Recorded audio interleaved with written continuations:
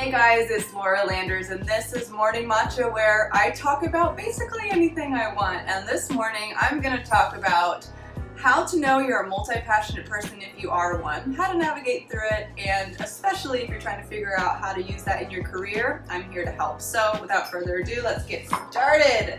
So how did I know I was a multi-passionate person? Well, I was a dancer my entire life. I started at the age of 3. I was a competitive dancer. I went to college for dance. I moved to Los Angeles for dance.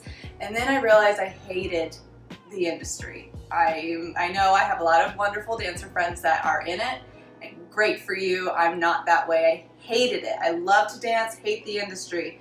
So I had to find something else. I would love to be in it, but I just can't. I just couldn't get myself to go to multiple auditions and make it happen, and why else would I be in LA? So I knew I had to do something else. So I decided that I felt too guilty going to college for dance and then not doing anything with it out in LA. I just couldn't make myself do that. So I had to sort of stay in the dance industry. So I became a dance studio manager, and I felt okay about that because I was going to I was around dancers. Professional dancers from LA would come in and teach class every night, and I felt like that was better than nothing, you know?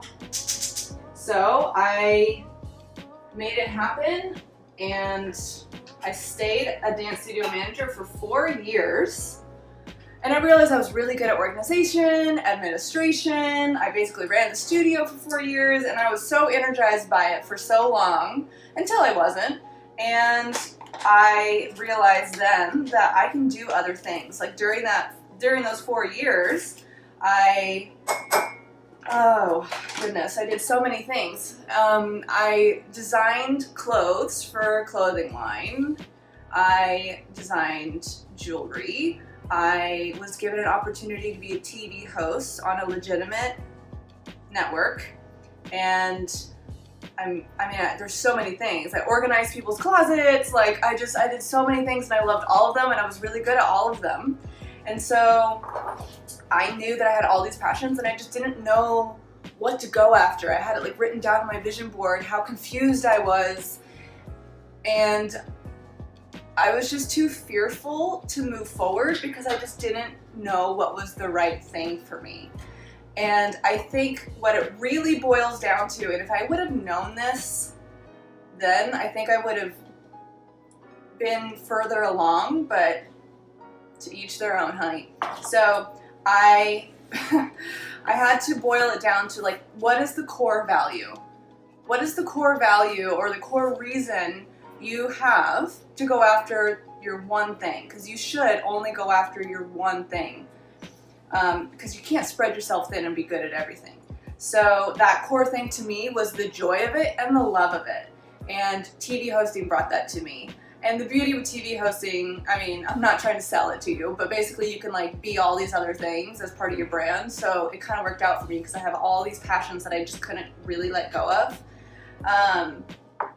But I would say find what that core value is to you, and then that will help you decide. Maybe you have an opportunity standing right in front of you, and that's why you should go after it. Or maybe you don't have an opportunity standing right in front of you, like I really didn't. After I just was given the opportunity, I didn't do anything for years, and I kind of lost that opportunity and that momentum, but my core value was that I loved it. So is it money? Do you want to make the most money doing X, Y, and Z, or just X instead of Y and Z? It just kind of depends. And just know that it's normal to feel like you're juggling all your passions at once. I know that it's hard because you just want to feel like it's right, but know that you can choose one thing and have all the other passions on the side and have it still be right. You don't need to feel guilty about it. There should be no guilt in this, because you can always do your other few passions on the side. Whether that's going to take a dance class or an art class or whatever it is, like welding, you love welding, but you don't want that to be your main passion, go do that on the side, or just do it in your garage, or whatever. It's kind of hard in LA to do in a garage, but you can make it work. So you have to find what it is that you want to do, and just know that the transition may take a minute. So like, I realize I'm a very slow moving person. I didn't know that. I thought I was a fast moving person up here, but really my heart, I'm a slow moving person. Jordan, on the other hand, is like so fast. He would probably know exactly what to pick and then like be fully in the world in like a year or something. Like, it's taken me 5 years or so, 5.5 years to fully transition and be okay. And I'm not saying it's gonna take you 5 years, but it could, and I don't want that to stop you, but you just need to be okay with the fact that it could take time. If you're going from something you don't love, realizing you're a multi-passionate person, finding out what passion you should really go after, and then go after it. There are steps to it, so just realize the reality of it, and I think it's gonna make it a lot easier for you. So, which thing do you love the most?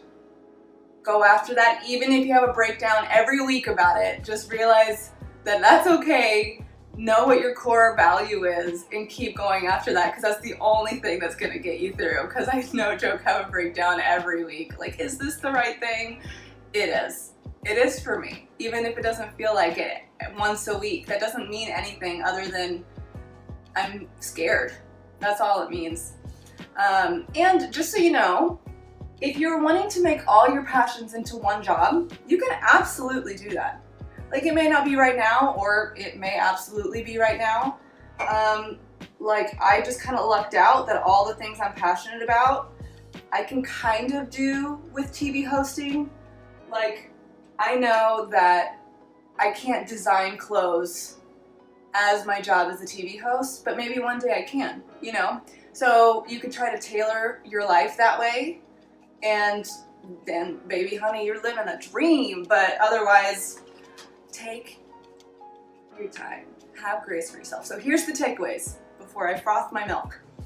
You need to ask yourself what passions you have. Are you even a multi-passionate person? Then you need to know that it's going to take time to transition. Give yourself grace, because if you don't, you're probably just going to give up pretty easy. And I don't want you to do that, because that's just so heartbreaking. You do not need to feel the guilt whatsoever. Choose your main passion and do that at 85%. And then the other 15%, you can split between your other passions. And that way, like I said, you can take your dance class or whatever it is. You feel fulfilled in all your passions. And if I didn't already say it, have grace for yourself. I didn't, and I slowed my process by 1,000,000. So don't make the mistake I did. I'm thriving now, but I wasn't thriving for years before. So anyways, that's what I have for you today. This has been Morning Matcha with Laura Landers. Thank you so much for joining me. I'm gonna froth my milk and be on my way.